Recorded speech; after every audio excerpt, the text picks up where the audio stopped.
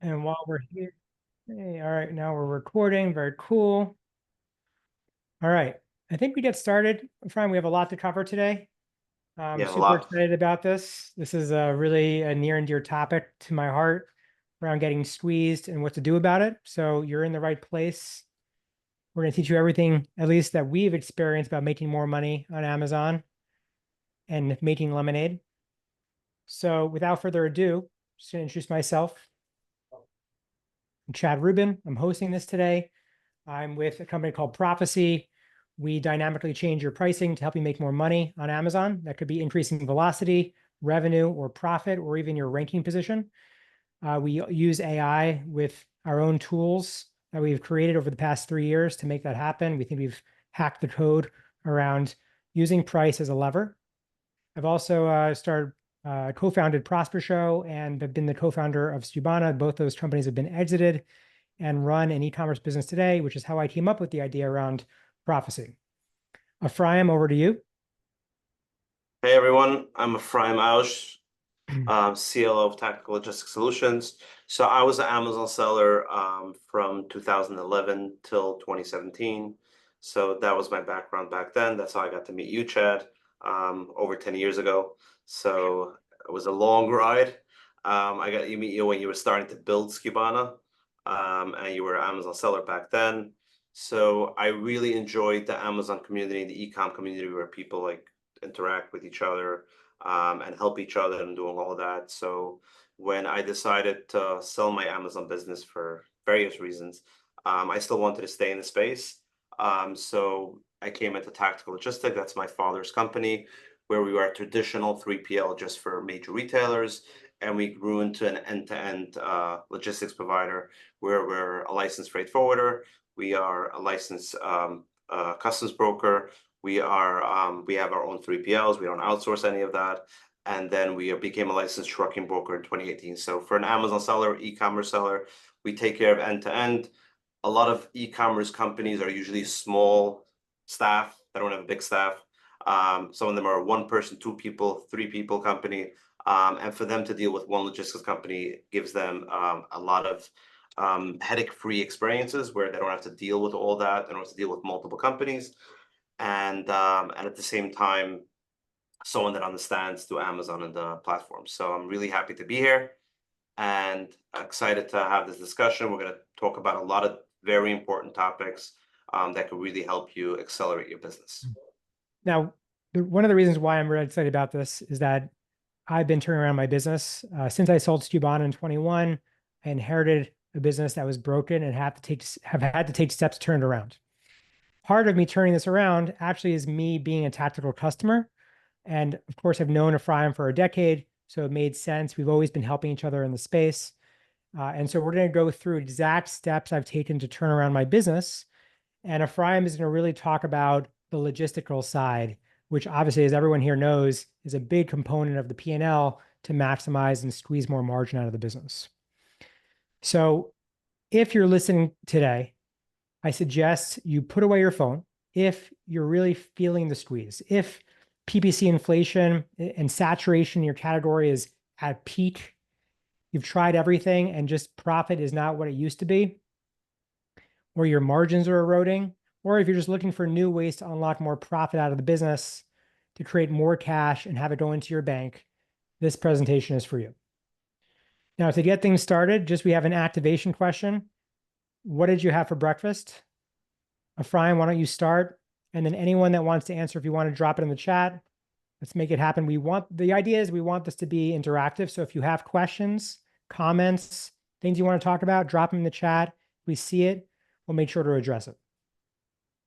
Okay, cool. I usually don't eat breakfast. I'm usually more of a brunch guy. So today I had to have breakfast because I knew this is going to be one of the questions. So I had a tuna sandwich with pickles and harif. I don't know how you call it in English. It's like a Hebrew word. It's a spicy tomato spicy Oh, like a spread. harissa, like a harissa. Harissa. Yeah, Hmm. exactly. I So that see was my sandwich. Bob dropped in Exactly. there that he had overnight oats. Very classy of you, Bob.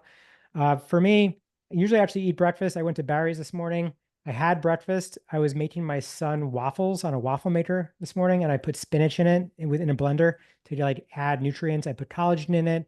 I put chia seeds in it. So today I kind of nibbled on those waffles in the morning. Nice. Yeah, yeah, awesome. So let's rock and roll. We got a lot to cover. The idea here is we want to maximize value for everybody that's joining. We respect your time. We're going to drop a lot of value in this session.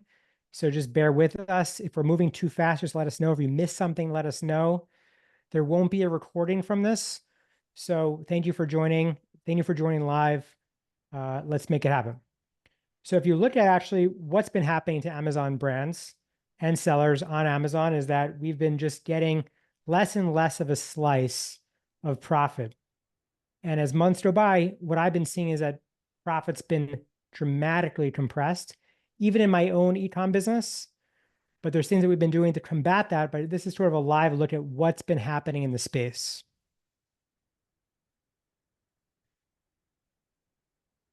And in my own ecom business, when I took it over in 2020, you can see things were off. This business, we make vacuum filters, coffee filters, air filters. This business is what seemed like was in a death spiral. And this is the path that a lot of brands must walk right now in the moment. But this presentation specifically is about how did we bring this business back to life? And we've done that, and we've done some hard things, and we're going to walk you through those hard things. Uh, and, and what we did to essentially turn around the business because revenue was collapsing. We cut expenses. We updated our listings and still weren't driving the traffic.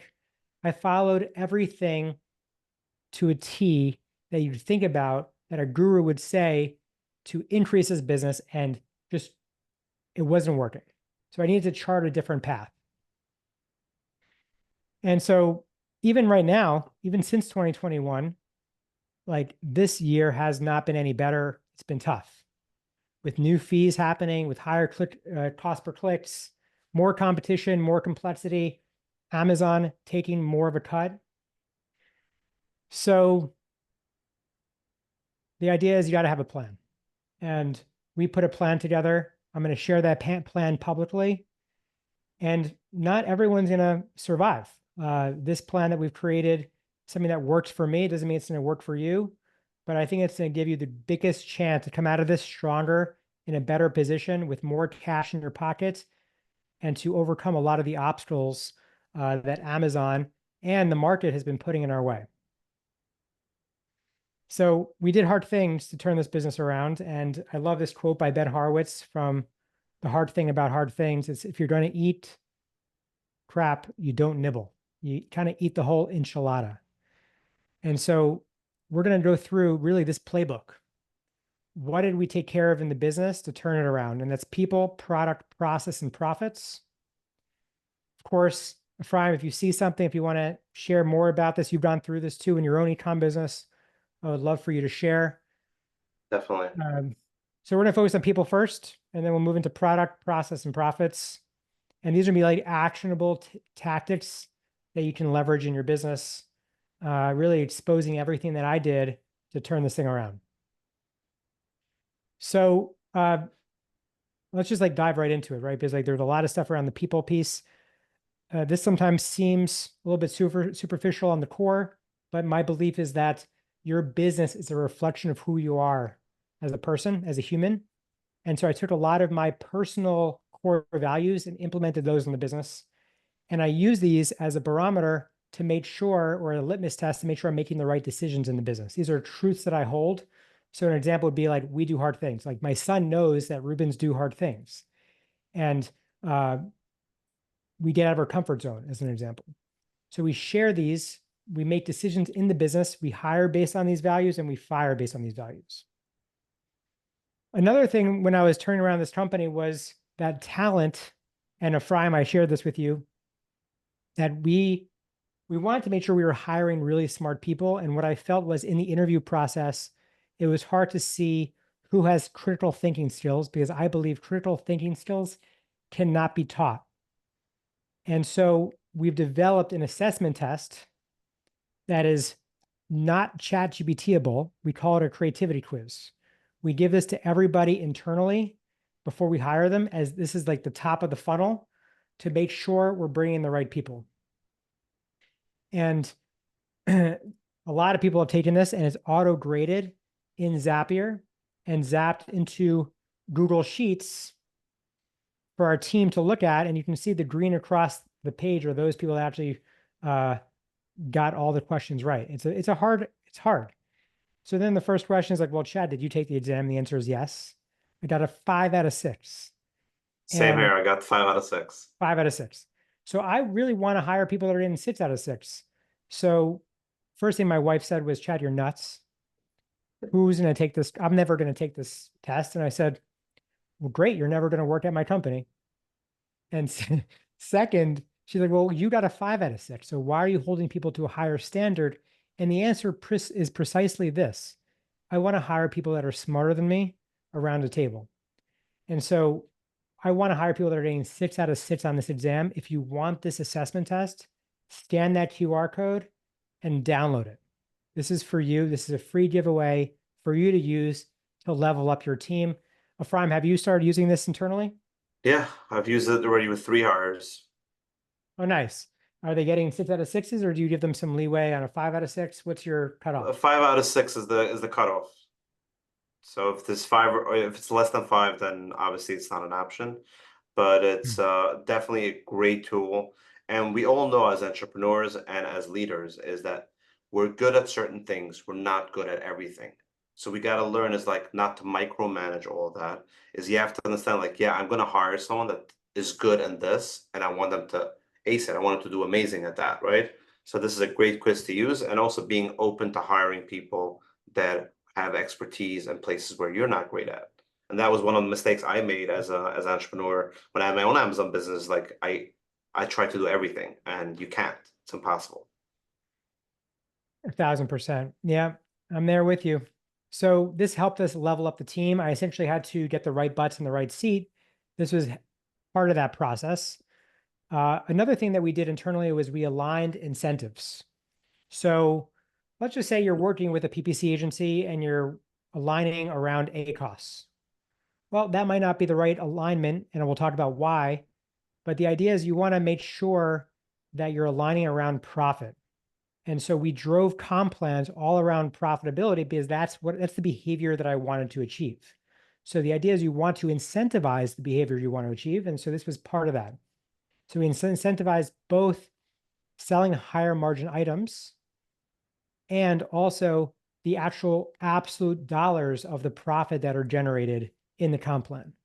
And we made a base benchmark so that anything above a certain amount would unlock those payouts, which are incremental as an incentive.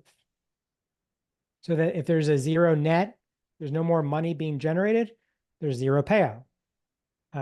We pause any payouts that are below a specific threshold. The last thing that we did was we adopted L10. I don't know, Frime, if you're doing this, I would love to hear your perspective on it, but we use EOS L10 meetings, level 10 meetings, which are supposed to be the best meeting structure ever. And that allows us to get problems out into the open. So we build a culture that rewards, not punishes people for getting challenges out into the open so that we as a company can solve them. So we don't use EOS on level 10s. My wife's company where she works, they use it and they do amazing with it. I recently implemented a company called Path for Growth, where every single employee has a success statement, meaning it says how success looks like in their position. A lot of people could work for you and work in your organization that have no idea what it means for them to be successful at their job. So we basically came up with every single manager what their success looks like and what it means. And basically they can rate themselves. There's red, yellow, and green. Green means they're great. They feel like they're doing amazing this week. Yellow means that it's inconsistently true, and then red means that it's not true at all. And that's how we could basically, they hold themselves accountable at the same time. So I hold them accountable for their actions, but at the same time, they hold themselves accountable at the same time because they're actually rating themselves green, yellow, red. So it's very new to us. We implemented like 3 weeks ago. But so far we're getting great feedback and they're really happy about it. Amazing. Very cool. One other thing I want to mention, I know Bob says he's using EOS, is that we built this template in Notion. So we're using Notion to really track our scorecards in EOS. And this allows me to actually run two businesses, my ecom business and Profasee at the same time. So I'm in the Crucial EOS L10 meeting and I'm in the Profasee L10 meeting. That's an hour and a half meeting twice a week, where we work on stuff and we get it all out in the open and we solve that stuff. Amazing. All right. So the next part is product. And the product piece is really about looking at every single product in our catalog and focusing on, are we making operating profit on a SKU level on that product?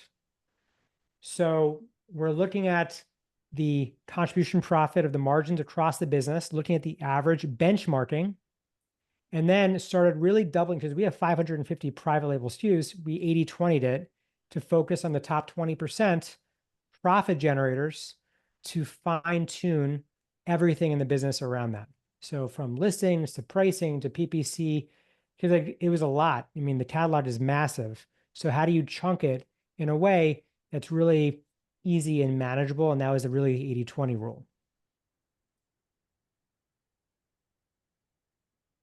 Now, on top of that, by the way, one of those things that we did to unlock, and this is just kind of a reveal for later, we moved to tactical. We moved 3PLs and really got more efficient around inbound from Amazon or from China direct into Amazon using tactical. Part of that was making sure that we had the right SKUs in stock. We didn't want to bring stock over that was not good or not high quality or had a high refund rate. So we essentially eliminated a lot of non-profitable items. We cut those items that were having high storage fees. We started to really invest in those top sellers that were at least with a criteria of 1 unit sold a day with at least a 5% margin that had 12-month stock on hand. And that was part of the transition that we made with Ephraim, with Tactical. And then on top of that, we put any innovation on pause. We did not earn the right to innovate or invest in new product. So we focused on shaking what our mama gave us around optimization before we went into shiny objects of expansion into new products.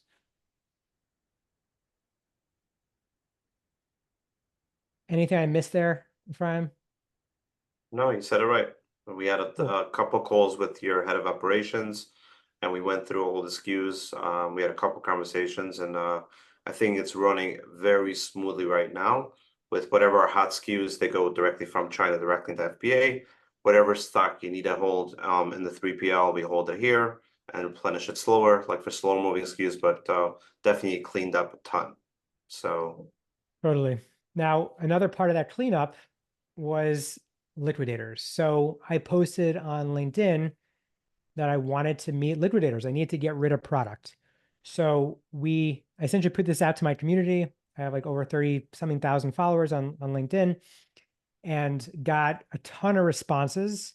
And then we essentially compiled a list of those liquidators from this post into a spreadsheet, and you can download it for free. If you want to get rid of product, there's a list. Use that QR code. Again, this is all just free stuff for you to actually leverage in your business to just help you make as much money as possible.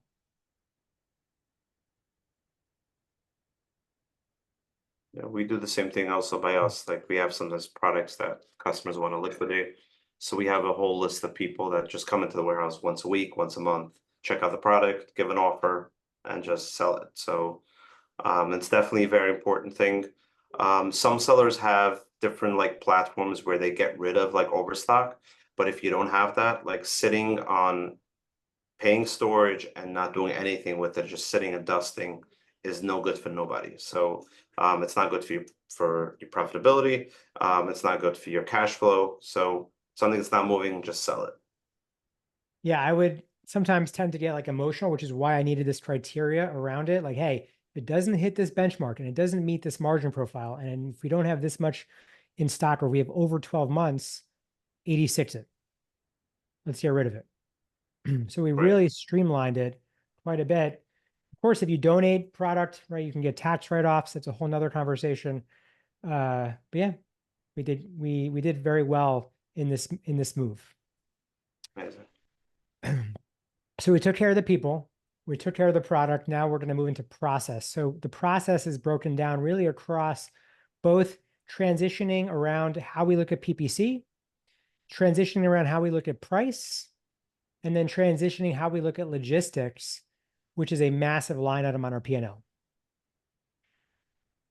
So for PPC specifically, we noticed that a lot of people spent time focusing on the numerator, which is ad spend of ACOS, but they were actually not focusing on the denominator. And so what happens when you're doing this is you're relying on revenue embedded metrics, and they're focused on just optimizing ad spend, and they're kind of like this gerbil on a wheel. And when you're changing ad spend, you're serving Amazon and you're serving agencies, or you're padding Amazon's pockets. And so the idea is you want to actually not overlook the denominator on top of that. In fact, you want to unite the numerator and the denominator together to unlock more profitability.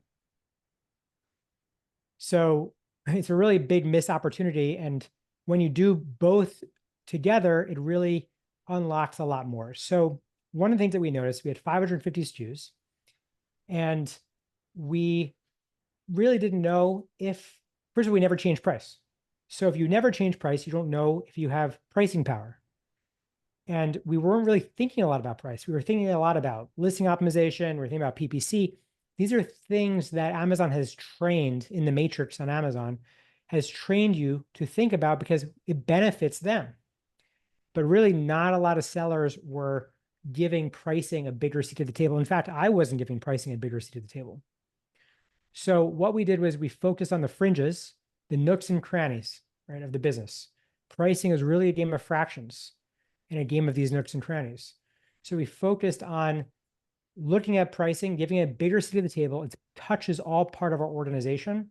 So all part of our organization must touch pricing. And we had to build a discipline around it and build a muscle so that, and that took form and repetition. So a few of the things, right? We essentially started to do this manually. We were like, okay, like let's incrementally increase price to achieve this much profit margin in 6 months. So we set up goals. And for lower sellers, we hit a 2 to 5% profit margin. We started looking at all these different factors around pricing. And we built a spreadsheet. And we built this spreadsheet. This was in the early days before Profasee, to really look to see, okay, for one ASIN, what are the things that we need to look at? Sessions, conversion rate, your ad spend, your position, your competitor's position, your BSR rank, all of these things were pulled into this spreadsheet. And we would just set an attention. We'd say, hey, for this SKU, we want to make more money. And this is our goal. And based on that goal, we'll make these changes incrementally and see what happens. So it's just like price testing, but it was a manual process. Now, for those that don't want to use AI or don't use Profasee, all good, no worries. Here is the spreadsheet. This allows you to see, it's really a step-by-step guide for manually adjusting your price. So you can build that pricing muscle that we talked about and connect the dots around pricing and see how pricing impacts your org. Pricing affects spend on Amazon. It affects inventory. Inventory affects price. Spend affects price. And it's all interrelated.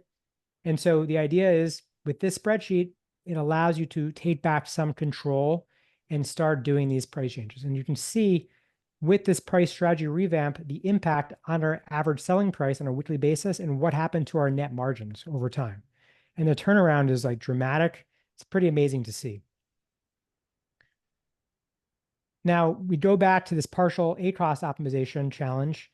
The idea is here, most people are focusing on the numerator, and it's really an illusion because it's all built on revenue.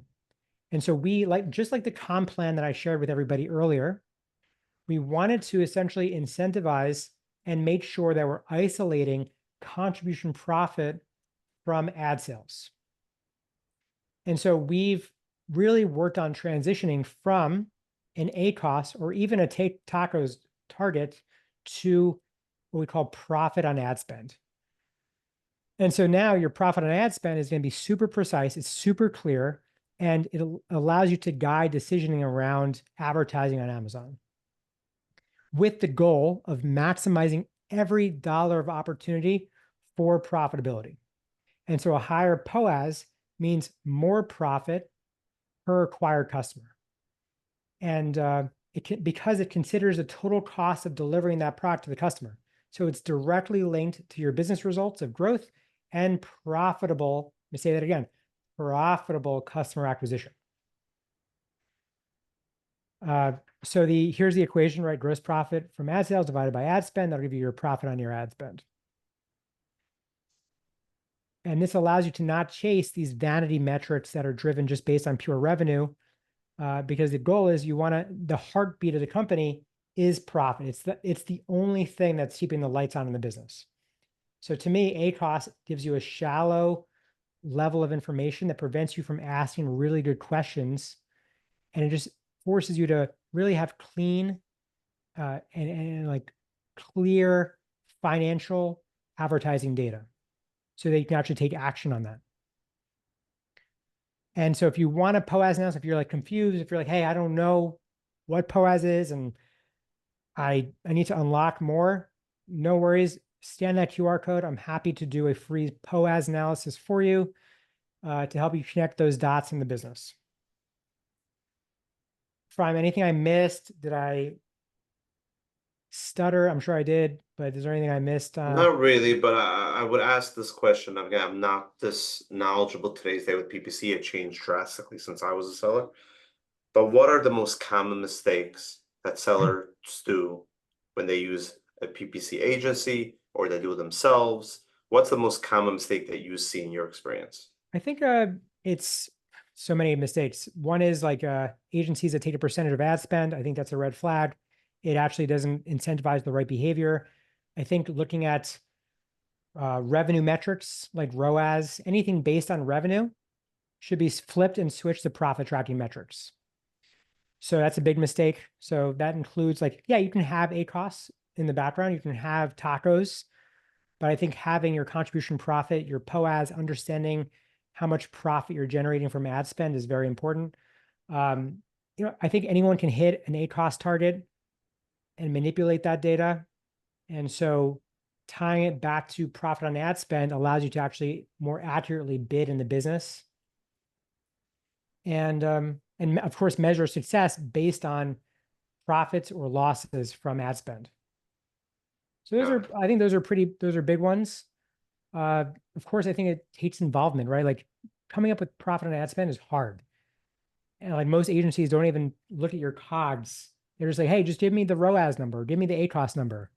And that's how you'll understand if we're being effective. And that's just not true.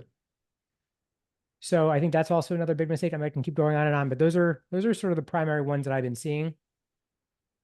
Perhaps even one other one is like you go to an agency, they sell you on their services, and the person that's on the call is the one that's managing your account.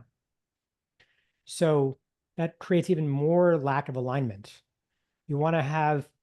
Perhaps you want to have the salesperson on that call, sure, but you want to have that bridge person who's going to be actually rolling up their sleeves, getting their hands dirty so that you can actually create a whole lot more value in the business and activates PPC as a lever and creates alignment with you and the manager, whoever's managing it. So an example of this is like ACoS. People just focus on ACoS. Softwares focus on it, agencies focus on it, and they're just like, hey, what's your target ACoS? Okay, that's interesting, but like if you change pricing, your ACoS actually goes out the window. You can actually start increasing ACoS, which is counterintuitive. This is a bendable metric. I think people don't realize that. And if you increase your spend by 20%, you can actually increase your gross profit by 60% and double your contribution profit dollars. So your POAS looks way better, right? Increase of 27%, but your ROAS looks worse, and that's okay. Your ACoS looks worse, and that's okay, but you've been inefficient and you've been leaving money on the table, and this is one way to unite price and PPC together.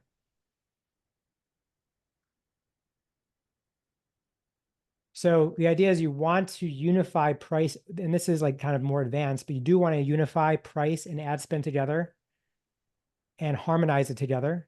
And when you do that, you can unlock nonlinear gains that you didn't realize you had and really amplify performance when you move away from these revenue embedded metrics. So now we're going to talk about logistics.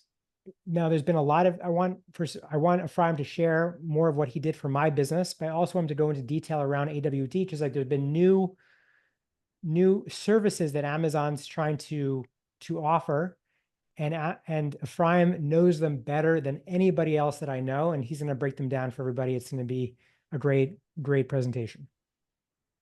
Great. I just want to open up for if anyone has any questions before I start for Chad on the PPC side, and then I'll start. You just rock and roll. People will add them. They'll Okay. add their questions to the Cool. chat. Okay, so you want to let me share my screen? Yeah. Why don't we do that? Cool. Go ahead.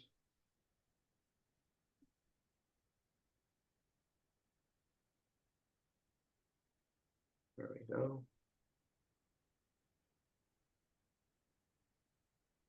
So I'm going to start first with AGL because that's the first part of the logistics journey for a product. So basically, what's happening is that Amazon has made a ton of changes in the last couple of months, mainly started in March. AGL has been around for some time. AWD has been around also for some time. But now it became policy where everything is surrounded by this. Means that like if you use them, you get this perk. If you don't use them, you pay overpay. So in a lot of ways, certain things will be better price using Amazon. Some things will not be better price using Amazon. But at the same time, there's pros and cons where some of these things could really destroy your business.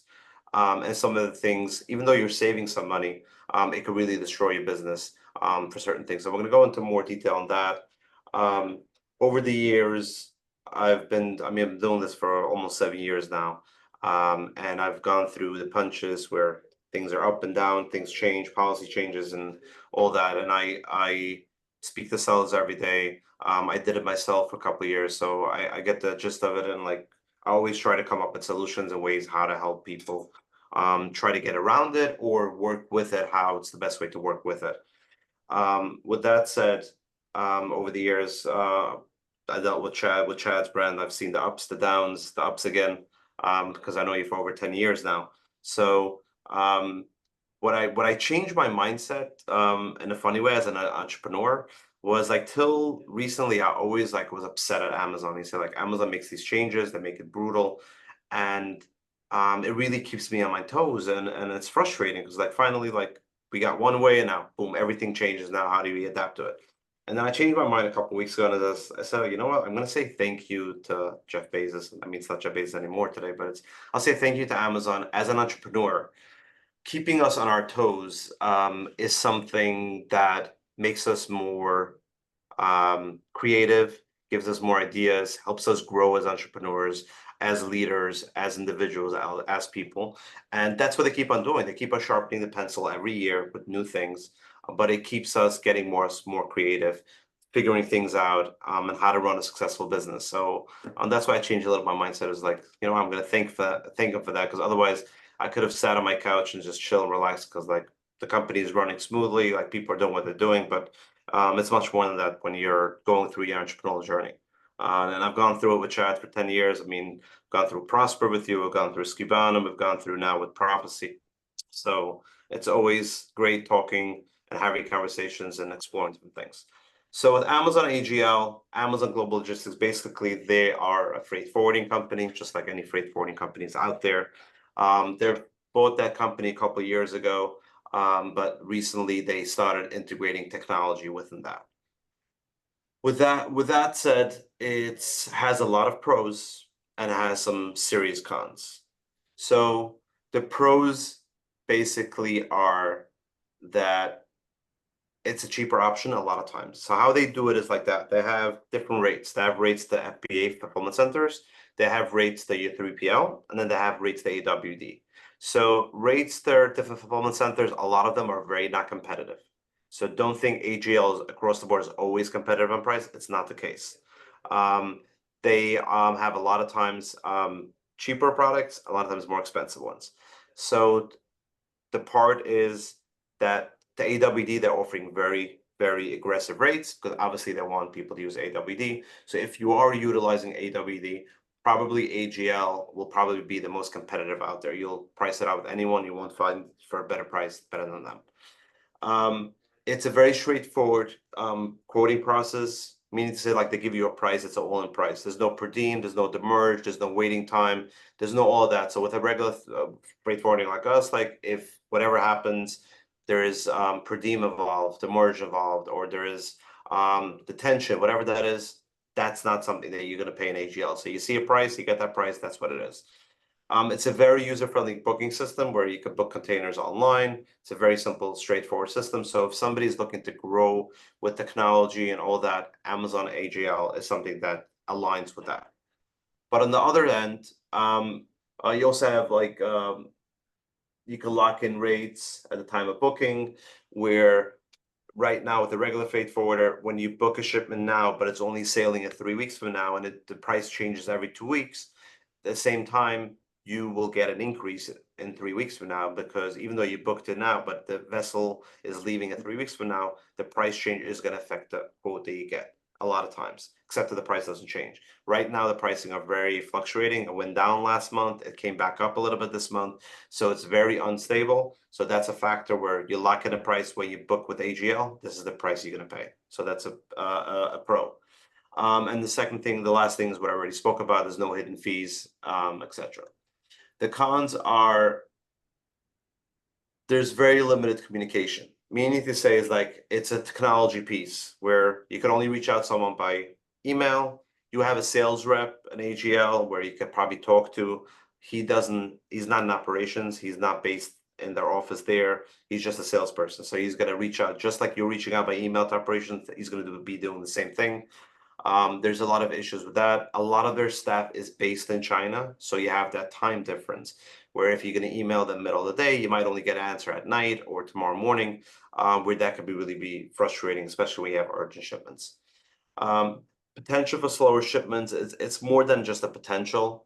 It's it's um it's right, when was it? I think May or beginning of June, there was a crunch where there was no bookings available, like very little bookings available. It was a very tight. What these vessel companies are doing, they're creating, we call it a gangster business today. They basically cancel a lot of blank sailings. That means regular sailings that they have to leave. And basically they have way less sailings. Obviously, there's way less capacity, and there's way less capacity. It drives the price up. So that's what they're doing. A bunch of excuses. There's the canal issue, there's the Red Sea issue, but a lot of them are not true. So And with how do you get around that? How do you as a so if AGL doesn't get around that, how do you get out of that so market basic scenario? right, so how I get around it is again, Mm. price is price, unfortunately. But how to get around it is AGL, let's say, sold you a container for $3,000. The market right now, let's say, is 5,000, right? The issue is the vessel companies do not take these containers because they know they're going to get 5,000 for containers. What they're doing is they're rolling off containers.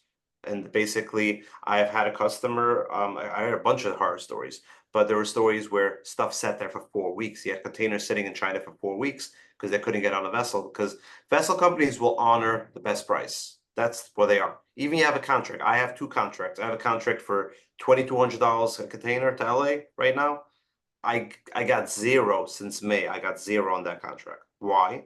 Because they fully fill up that vessel with people that are paying the spot rates. Spot rates are current rates, whatever the rate is, 5,000, 5,500. So that's a very dangerous route to go to because you have nobody to talk to. It's not guaranteed.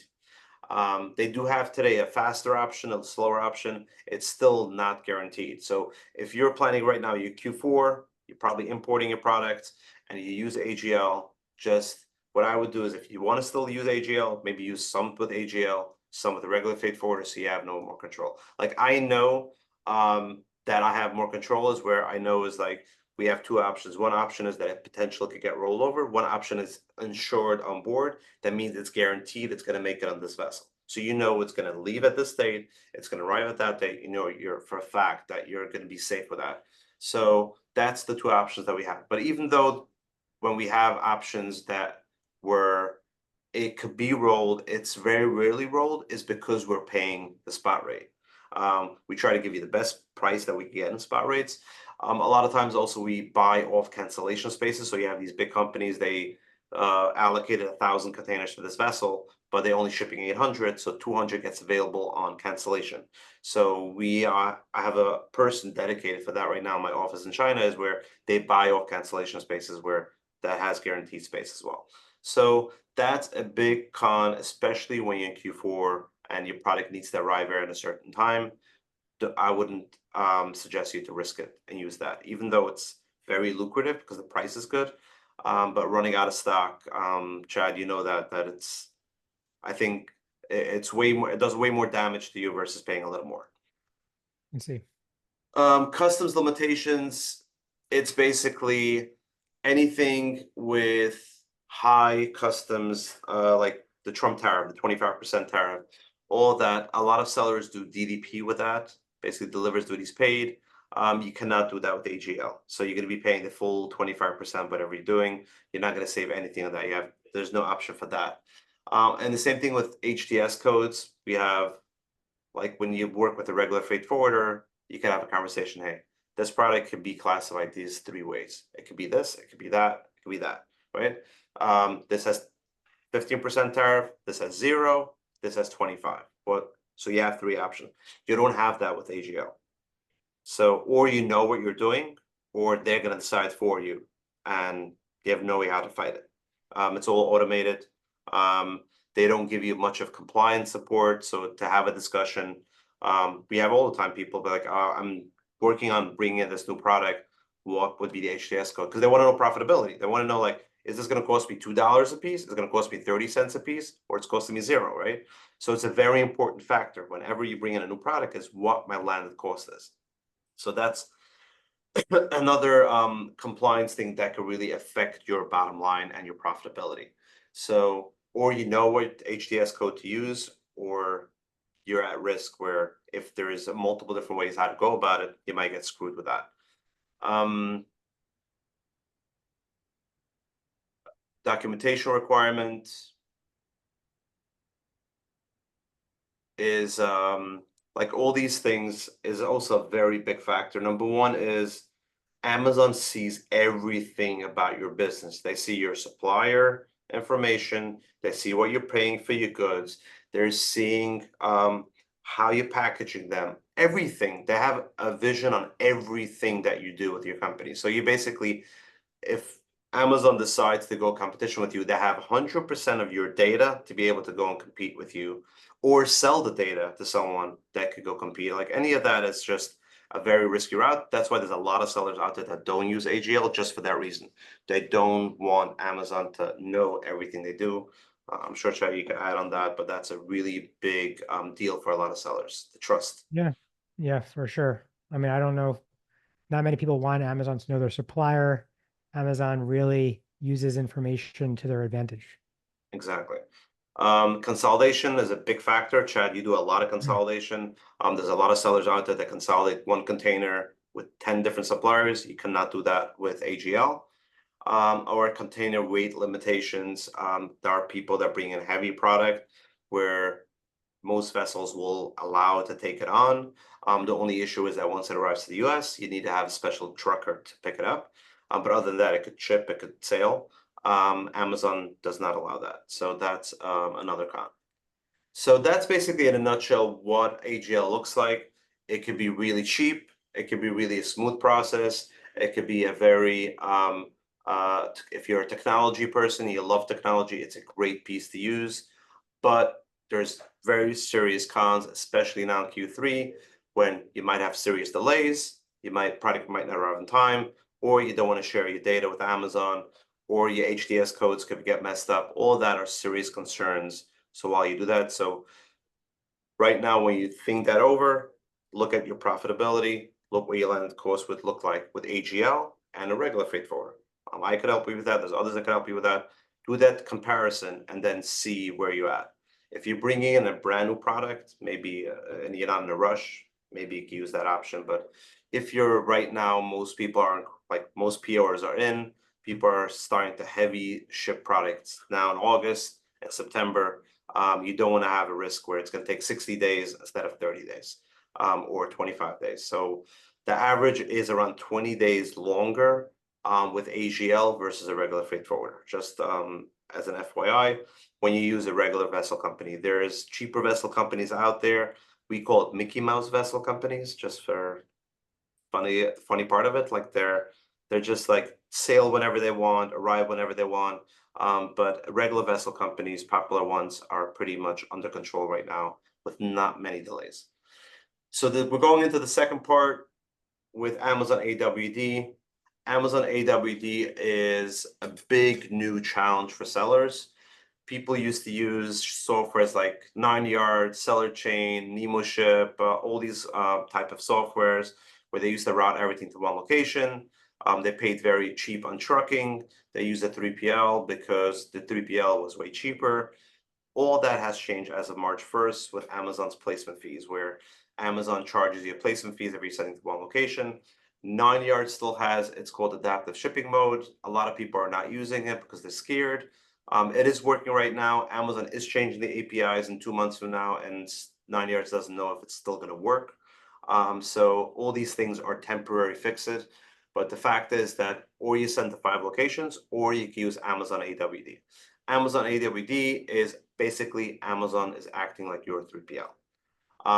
It is way more expensive than a regular average 3PL, but because you have the placement fees where you have to send out to 5 different locations, this is what's screwing things up, where your 3PL option becomes really expensive because you have to spend on trucking a lot.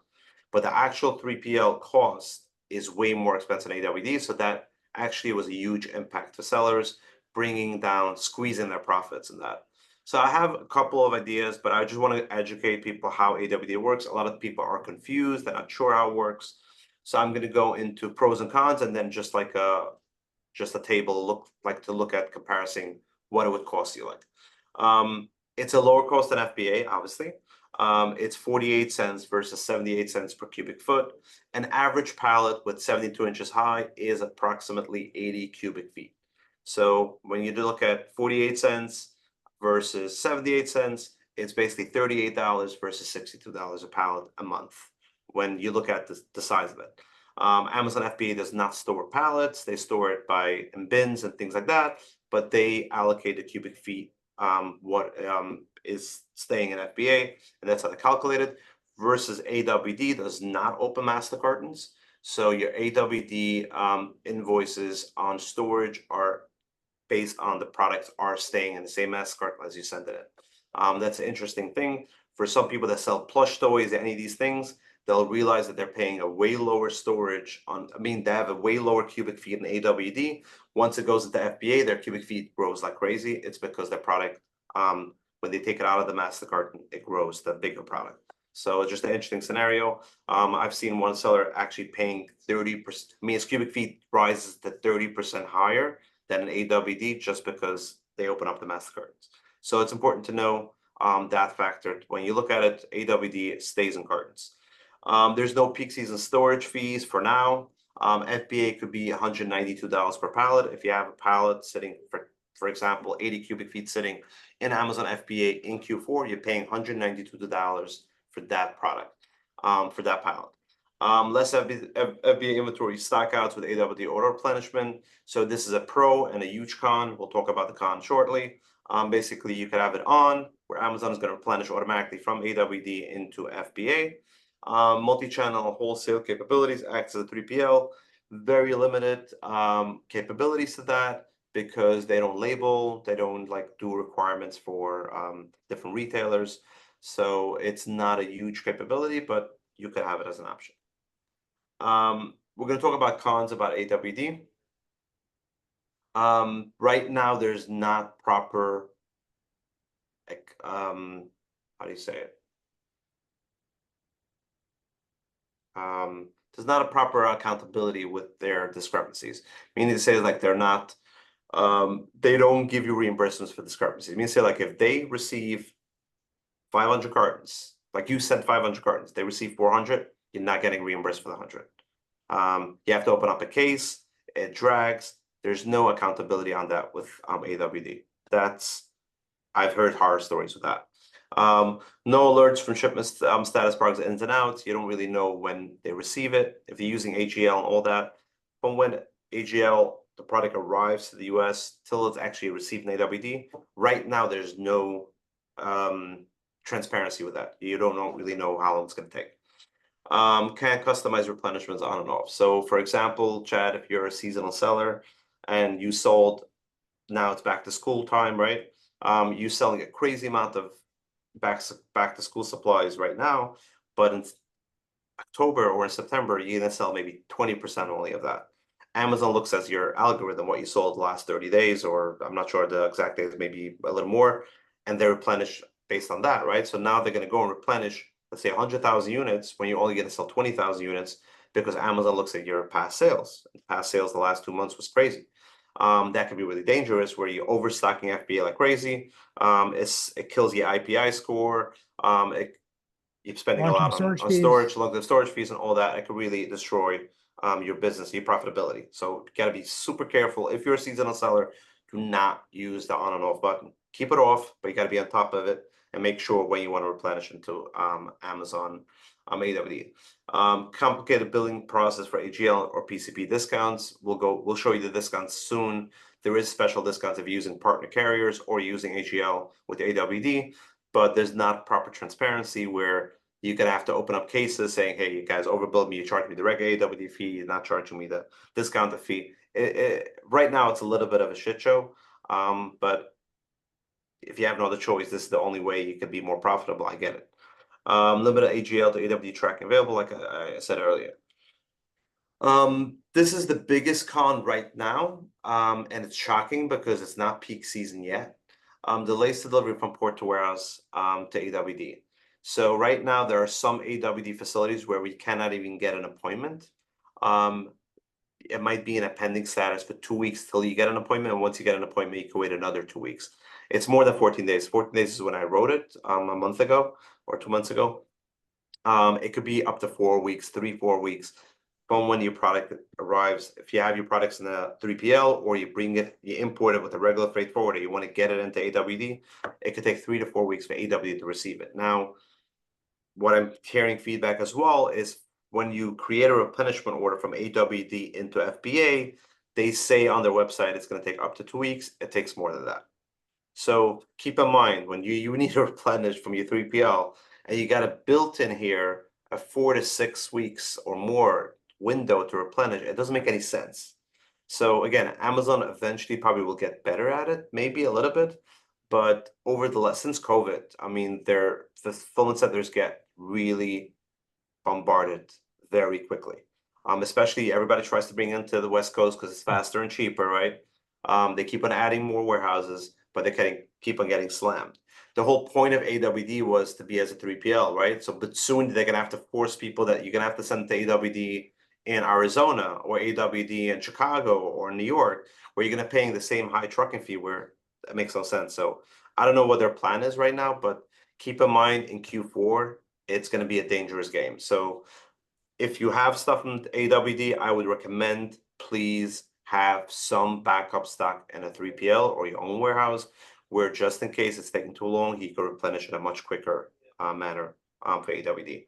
The second thing, no customization option for rework. QC, if your supplier screwed up, they didn't put on the FNSKU labels, they packaged the wrong product, anything that needs to happen, remove something, add something, Amazon AWD won't do any of that. So you're gonna have to remove it, bring it to 3PL, and removing process from AWD to 3PL, it could take up to 3 months. It's a little bit longer than FBA removals. So it's fast in, slow out. So basically, it could be if you have history with your suppliers that sometimes mess up, you want to do your QC check, AWD is not your option. You could go to your 3PL and then go to AWD, but then you're double dipping. You're paying your 3PL, you're paying AWD additional. Right now, they do not accept oversized, hazmat, products with expiration products. They just started shoes and the shoes line. They just started that, I think, this month or last month, maybe end of last month. They are going to start a beta program, pilot program for products that have expiration dates in September.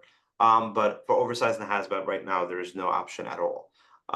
But for the expiration, if you have expired products, things that have expiration dates, it's by invite only at the moment. So some people I know they got opted into it. They're going to try it out and see how it goes. So we're going to go into cost comparison between FBA, AWD, and a 3PL. So FBA, this is per cubic foot, 78 cents or 240 in peak season. AWD, the regular is 48 cents. Processing AWD means when you create a replenish order and AWD processes, take it from AWD to FBA, it's $2.50 a box. It's very expensive. And then the AWD transportation to FBA is $1 per cubic foot. So when you're looking at a full container, you're talking about $2,400 on trucking alone.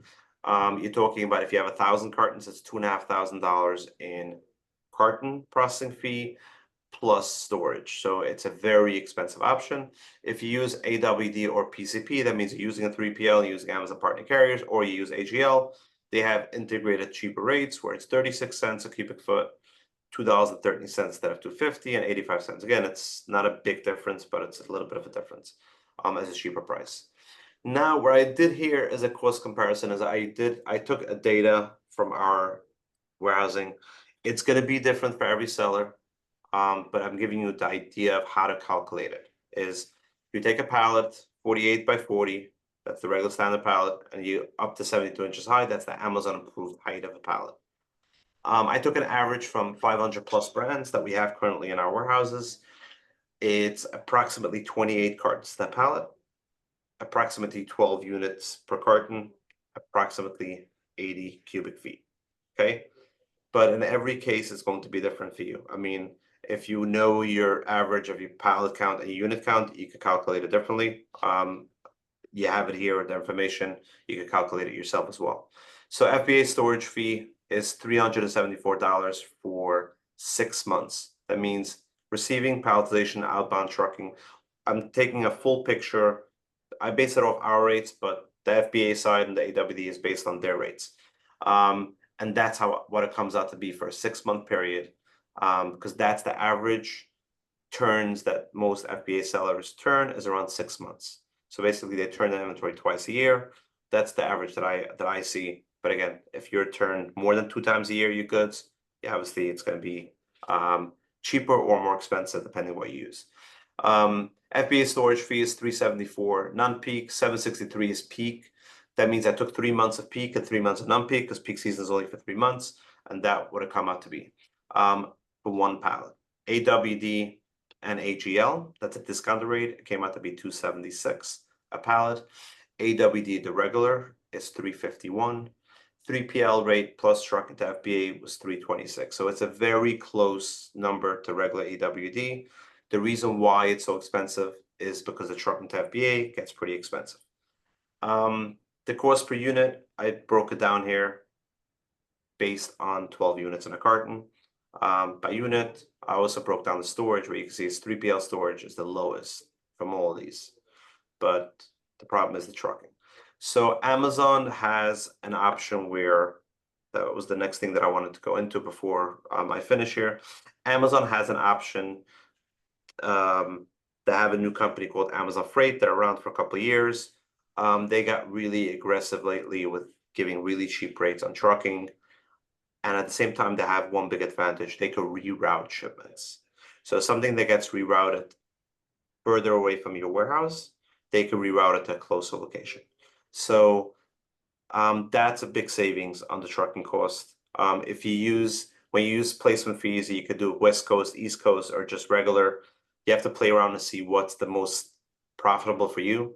But if you do West Coast, we could probably reroute everything from Arizona, Nevada, San Francisco area to LA area. We could have that rerouted with Amazon Freight. If you send truckloads yourself, you could sign up with Amazon Freight themselves. If you need consolidation, I do a lot of consolidation, so I can help with that. But we can reroute a lot of shipments. It comes out cheaper, it gets in Amazon faster. That's one option. Second option is if you do not use Amazon partner carriers, where I met a very large baby brand 2 weeks ago here in New Jersey. And basically what he does, he has product in a couple of warehouses in the US. He has in Texas, he has in New York, he has in California, and one more state, I forgot where it was. I forgot the fourth state. And basically, when he creates the FBA shipment, Amazon will route it to 5 places, right? Some of it will usually go to Texas. Some of them will usually go Maryland, New York, New Jersey, somewhere here. Some of it will usually go to California, or some of them will go to Washington State. So if you use Amazon partner carriers, you're going to pay the trucking rate based on the one ship from address. You can't send it to 5 ship from address, right? When you do one FBA shipment, you can't change the ship from address. It's one ship from address for 5 locations. What he does Amazon, doesn't use Amazon partner carrier, so he could ship from wherever he wants. The point is he has to deliver it to the right location.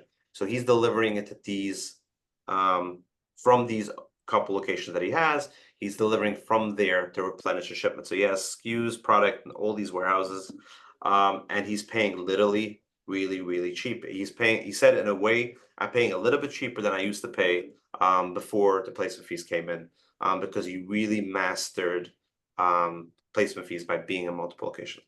Doesn't work for all brands, doesn't work for every company. If you don't have a lot of products sitting in a 3PL, it's hard to diversify it. But if you are a larger seller, you could definitely save a lot of costs by doing that. But you have to go away from partner carriers. You have to use a third-party charter. So that's basically, in a nutshell, AWD, AGL, what are the pros, what are the cons, how you manage it in peak season. I would suggest trying to stay away from it in peak season or have backup option. If you have a backup option, you should be safe. But that's basically what I would say. And these couple of little ideas how you could try to manage the placement fees and pay cheaper. Ephraim, that's a wealth of knowledge and information. So thank you for sharing. Why don't you bring us home here in the slide since you're presenting? So You can go to the next base, slide. I'm on the next slide. Do you want to share or I should keep going? You can just you can keep going. I just know we're coming up on time here. So I streamlined my business with Tactical. We essentially got rid of a lot of extra fees that were added, buffers in the process to go as close to the factory as we possibly could. Ephraim has guided me through this process. If you heard him speaking today, this guy knows his stuff and will essentially help you make a lot more money. So he's like a secret, he's kind of like a secret sauce that I use to give me some information that I can't really find elsewhere in the logistics space. So if you go to the next slide, you can see like we cut out so much to make a lot more profit. I think because of the logistics changes that we made, I think we were able to increase our gross margin by roughly like 14%, which That's is amazing. absolutely crazy. We go to the next slide. I want to be respectful of everyone's time here. So we're just going to just scan this real quick. Next slide again. We're going to just talk about like the outcome of all of this. If you look at what happened before and what happened after, hit it again, Frame. You can see there's a massive, massive increase in profit from negative to positive, negative margin to positive margin. What happened with price? Keep going. You can see a beautiful graph of what happened with this business. And since then, we've actually made even more changes that have been beneficial to the business. And if you keep going, let's go. We've got our promotion. So Ephraim, why don't you share your promotion and right after yours, I'll share mine. Sure. So we're offering right now, because of all these new fees, and obviously storage is the biggest pain point for a seller, because if the product doesn't sell fast enough or you import it too much, storage is where it's killing you. So we're offering right now 50% off for 6 months worth of storage our 3PL. So how it would work when you sign up, the first transaction comes in, you get 3 months, and then after 12 months, you could opt in for another 3 months. So in total, you get 6 months at 50 off. That's technically 3 months of fully free storage, where you technically paid for a year storage only for 9 months. dollar amount. So it's an amazing offer. It is expiring on August 31st. So if you're interested in having a conversation, you could scan my QR code, book a meeting. I would love to talk. If you need any consulting or just walking you through processes, I'm always here to help. Doesn't only have to end up with a transaction. It could be just as a friend. Get consulting and help them out. So I'll be happy to help. Amazing. And mine is actually for new customers only.